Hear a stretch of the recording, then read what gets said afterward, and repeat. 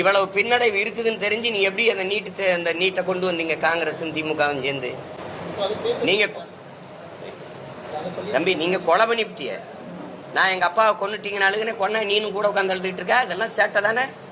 நீ ஒப்பு கழுகிறியா உளமாற அழுகிறியா? எங்க அப்பா செத்துட்டாருன்னு அழுதுகிட்டு இருக்க, நீ கொலை பண்ண நீனும் கூட உட்காந்து ஆமா செத்துட்டாருன்னு அழுதுகிட்டு இருக்க, நாடகம் போட்டுக்கிட்டு இருக்க.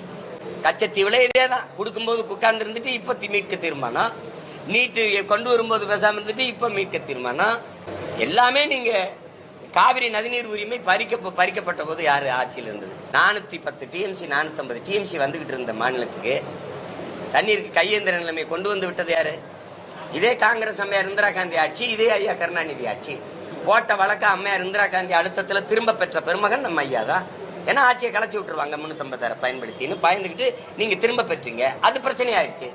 இப்ப ஒவ்வொரு பருவத்துக்கு 50 கொடுன்னு டிஎம்சி கையேந்து வஞ்சது இருக்குது.